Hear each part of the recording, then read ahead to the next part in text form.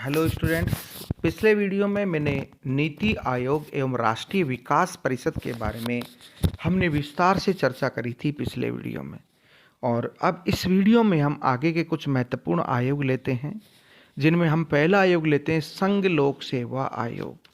संघ लोक सेवा आयोग, यूनियन पब्लिक सर्विस कमीशन, संघ लोक सेवा आयोग।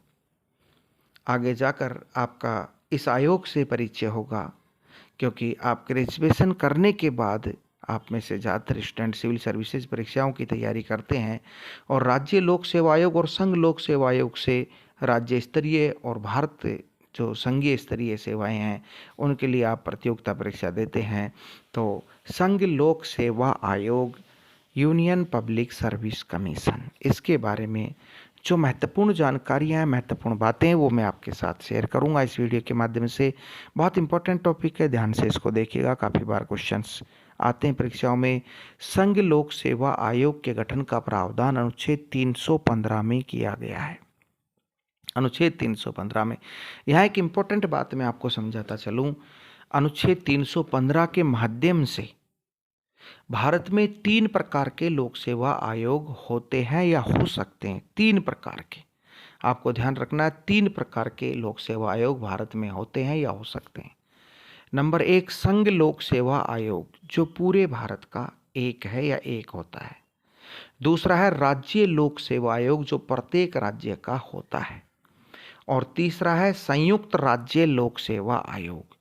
संयुक्त राज्य लोक सेवा आयोग जो 2 या 2 से अधिक राज्यों का हो सकता है, अर्थात 2 या 2 से अधिक राज्य मिलकर अपना एक लोक सेवा आयोग भी बना सकते हैं, जिसको नाम दिया गया है संयुक्त राज्य लोक सेवा आयोग। इन तीनों के बारे में ही मैं आपको इस वीडियो में बताऊंगा। सबसे पहले हम लेते हैं संघ लोक सेवा आयोग। संघ लोक सेवा आयोग की पृष्ठभूमि क्या थी? देखिए, अंग्रेजी शासन काल में, भारत की स्वतंत्रता से पहले अंग्रेजी शासन काल में भारत शासन अधिनियम 1919 पारित हुआ था। ब्रिटिश संसद के द्वारा भारत के लिए एक कानून बनाया गया था, एक अधिनियम बनाया गया था, भारत शासन अधिनियम 1919। पहली बार भारत शासन अधिनियम 1919 में प्रावधान किया गया था कि भारत के लिए एक संघीय लोक सेवा आयोग बनाया जाएगा। Indian federal service commission, Bharat के लिए एक संघीय लोक सेवा आयोग की स्थापना की जाएगी, इसमें प्रावधान किया गया था। तो इसमें जब ये भारतीय संघीय लोक सेवा आयोग का प्रावधान किया गया, क्योंकि उस समय तक भारत में संघीय लोक सेवा आयोग नहीं था, यह था, तो उसके बाद 1923 में एक ली कमीशन बना था और लॉर्ड ली की अध्यक्षता में एक ली कमीशन बना था भारतीय सर्विसेज पर, और ली कमीशन ने 1923 में भारत में लोक सेवा आयोग की स्थापना की सलाह दी थी। तो 1919 के अधिनियम में जो प्रावधान किया गया उसके अंतर्गत और ली कमीशन की सलाह के आधार पर 1 अक्टूबर 1926 को पहली बार नई दिल्ली में एक भारतीय संघीय लोक सेवा आयोग बनाया गया, इंडियन फेडरल सर्विस कमीशन बनाया गया। और देश की स्वतंत्रता के बाद 26 जनवरी 1950 को इसी फेडरल कमीशन को संघ लोक सेवा आयोग का नाम दे दिया गया, या संघ लोक सेवा आयोग के नाम से इसको पुनर्गठित कर दिया गया। इसमें एक अध्यक्ष और 10 अन्य सदस्य, कुल 11 सदस्य हैं, या कुल 11 सदस्य संघ लोक सेवा आयोग में होते हैं। एक अध्यक्ष व 10 अन्य सदस्य, कुल 11 सदस्य इसमें हैं। 11 सदस्य, इन सभी की नियुक्ति राष्ट्रपति करता है। संघ लोक सेवा आयोग के अध्यक्ष एवं सदस्यों की नियुक्ति राष्ट्रपति के द्वारा की जाती है, प्रधानमंत्री की सलाह से राष्ट्रपति करता है। इनका कार्यकाल, संघ लोक सेवा आयोग के अध्यक्ष एवं सदस्यों का कार्यकाल 6 वर्ष अथवा 65 वर्ष की आयु होता है। 6 वर्ष अथवा 65 वर्ष की आयु, अर्थात इनकी नियुक्ति 6 वर्ष के लिए की जाती है, लेकिन 6 वर्ष से पहले भी यदि ये 65 वर्ष की आयु प्राप्त कर लें तो इनका कार्यकाल पूरा माना जाता है। संघ लोक सेवा आयोग के अध्यक्ष व सदस्यों को पद से कैसे हटाया जा सकता है, ये एक इम्पोर्टेंट बात है। इसमें स्टूडेंट बहुत कंफ्यूज होता है। कई स्टूडेंटों को पता होता है कि महाभियोग से हटाया जाता है, कई को पता होता है राष्ट्रपति सीधे हटा देता है, लेकिन इसके लिए अलग प्रक्रिया अपनाई जाती है। इसके अध्यक्ष व सदस्यों को पद से उच्चतम न्यायालय की सलाह से राष्ट्रपति हटाता है। सर्वोच्च न्यायालय की सलाह से राष्ट्रपति हटाता है। कैसे? संघ लोक सेवा आयोग के अध्यक्ष या सदस्यों पर सिद्ध कदाचार या असमर्थता का यदि कोई आरोप लगता है या कोई शिकायत आती है तो उसकी जांच सर्वोच्च न्यायालय के न्यायाधीशों के द्वारा की जाती है। सर्वोच्च न्यायालय का एक मुख्य और 2 अन्य न्यायाधीशों की एक कमेटी बनती है। वो इसकी जांच करती है। अगर जांच में इसका सदस्य या अध्यक्ष दोषी पाया जाता है तो उच्चतम न्यायालय या उच्चतम न्यायालय का मुख्य न्यायाधीश सीधे राष्ट्रपति को उसे पद से हटाने की सलाह देता है। संघ लोक सेवा आयोग के अध्यक्ष एवं सदस्यों को वेतन भारत की संचित निधि से दिया जाता है। इसका मतलब यह है कि संघ लोक सेवा आयोग के अध्यक्ष और सदस्यों का जो वेतन होता है वो केंद्र सरकार के नियंत्रण से बाहर होता है। केंद्र सरकार इनके वेतन भत्तों में इनके पद पर रहते हुए किसी भी प्रकार की कोई कटौती नहीं कर सकती। संघ लोक सेवा आयोग अपनी वार्षिक रिपोर्ट राष्ट्रपति को देता है। संघ लोक सेवा आयोग प्रत्येक वर्ष कि एक वर्ष में उन्होंने किन किन भर्ती की, कौन कौन से काम की, इसकी पूरी रिपोर्ट राष्ट्रपति को देता है। इस आयोग को, संघ लोक सेवा आयोग को एक सलाहकारी आयोग माना जाता है। एडवाइजरी कमीशन एक सलाहकारी आयोग माना जाता है क्योंकि इसका काम सलाह देना है। हालांकि इसकी सलाह बाध्यकारी होती है। इसके प्रमुख कार्य क्या है, क्या सलाह देता है? तो संघ लोक सेवा आयोग अखिल भारतीय एवं प्रशासनिक सेवा के अधिकारियों की भर्ती करता है, उनका चयन करता है तथा उनकी भर्ती या चयन करने के बाद, कंप्लीट भर्ती करने के बाद राष्ट्रपति को उनकी नियुक्ति करने की सलाह देता है। इसी तरह इसका दूसरा कार्य है कि संघ लोक सेवा आयोग अखिल भारतीय प्रशासनिक सेवा के अधिकारियों की पदोन्नति एवं उन पर अनुशासनहीनता की कार्रवाई करने की सलाह भी राष्ट्रपति को देता है।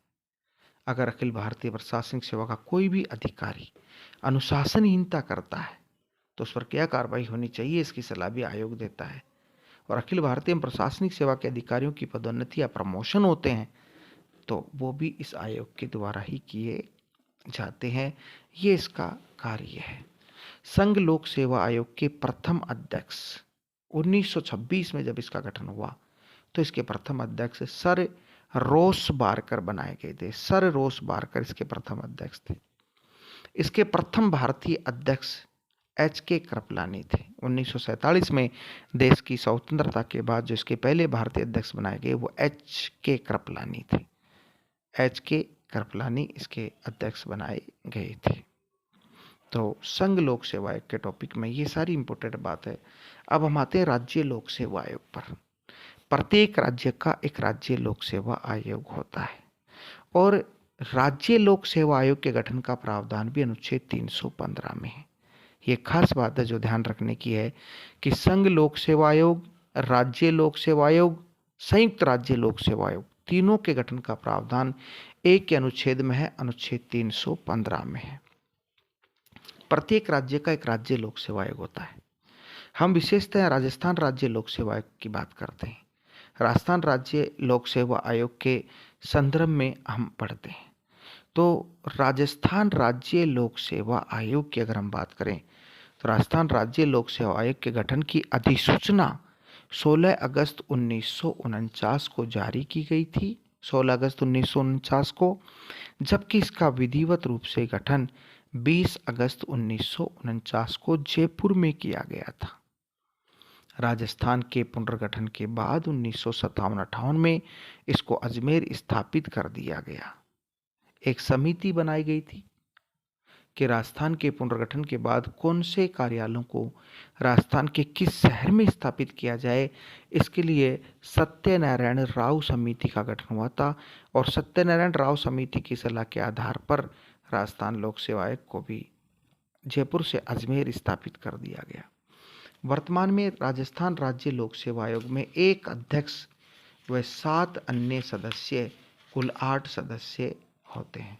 इसमें एक अध्यक्ष का पद है, 7 अन्य सदस्य। इसमें कुल 8 सदस्य हैं या होते हैं। इन सब की नियुक्ति राज्यपाल करता है मुख्यमंत्री की सलाह से।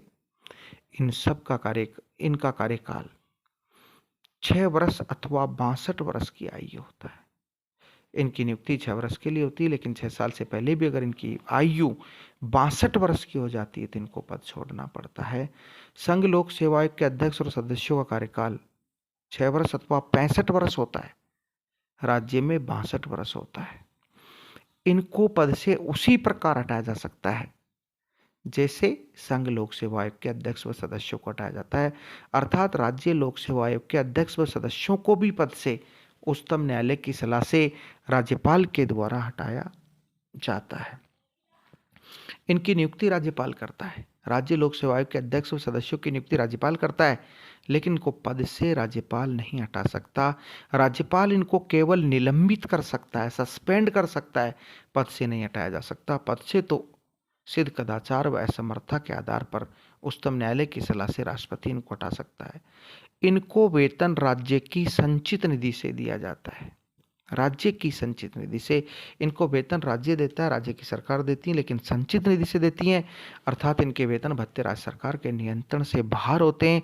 राज्य सरकार इनके वेतन भत्तों में इनके पद पर रहते हुए किसी भी प्रकार की कोई कटौती या अलाभकारी परिवर्तन नहीं कर सकते। राज्य लोक सेवा आयोग अपनी वार्षिक रिपोर्ट राज्यपाल को देता है। राज्य लोक सेवा आयोग अपनी वार्षिक रिपोर्ट राज्यपाल को देता है। उसने 1 वर्ष के भीतर जो कार्य किया उसकी। और राज्य लोक सेवा आयोग को भी एक सलाहकारी आयोग माना जाता है। इसकी सलाह बाध्यकारी होती है और इसका कार्य राज्य लोक सेवा आयोग एवं अधीनस्थ सेवाओं के अधिकारियों की भर्ती या चयन करना, उनकी पदोन्नति करना, उन पर अनुशासनहीनता की कार्रवाई करने की सलाह राज्यपाल को देना होता है। ये इसका कार्य होता है। राजस्थान राज्य लोक सेवा आयोग के प्रथम अध्यक्ष सर एस के घोष थे। सर एस के घोष इसके प्रथम अध्यक्ष थे। राजस्थान राज्य लोक सेवा आयोग के पहले अध्यक्ष सर एस के घोष थे। ये क्वेश्चन कभी कभार पूछ लिया जाता है कि इसके पहले अध्यक्ष कौन थे। सर एस के घोष इसके पहले अध्यक्ष थे। अब अगली हम बात करते हैं संयुक्त राज्य लोक सेवा आयोग, जॉइंट पब्लिक सर्विस कमीशन। अनुच्छेद 315 में इसका प्रावधान है। 2 या 2 से अधिक राज्य मिलकर अपने लिए एक संयुक्त राज्य लोक सेवा आयोग का गठन कर सकते हैं। अगर 2 या 2 से अधिक राज्य केंद्र सरकार को इसके लिए लिख कर देते हैं तो केंद्र सरकार की सलाह से राष्ट्रपति इसका गठन कर सकता है। इसके अध्यक्ष व सदस्यों की नियुक्ति राष्ट्रपति करता है। संयुक्त राज्य लोक सेवा आयोग 2 राज्य या 3 राज्यों के लिए हो सकता है, लेकिन इसके अध्यक्ष और सदस्यों की नियुक्ति इन राज्यों के द्वारा नहीं होगी, राष्ट्रपति के द्वारा की जाएगी। तो संयुक्त राज्य लोक सेवा आयोग भी एक होता है। बहुत कम ध्यान इसका विद्यार्थियों को होता है क्योंकि ये अस्तित्व में भारत में अभी तक संयुक्त राज्य लोक सेवा आयोग नहीं है, इसलिए इसके बारे में कम जानकारी होती है। तो लोक सेवा आयोग एक बहुत ही इम्पोर्टेंट टॉपिक था और लोक सेवा आयोग में संघ लोक सेवा आयोग, राज्य लोक सेवा आयोग, संयुक्त राज्य लोक सेवा आयोग, इन तीनों से ही प्रश्न पूछ लिए जाते हैं। तो इस वीडियो में केवल हम इस संघ लोक सेवा आयोग को ही लेंगे और इसके बाद जो अगला वीडियो मैं आपको डालूंगा उसमें भारतीय निर्वाचन आयोग के प्रावधान उससे संबंधित कुछ और बातें मैं आऊँगा।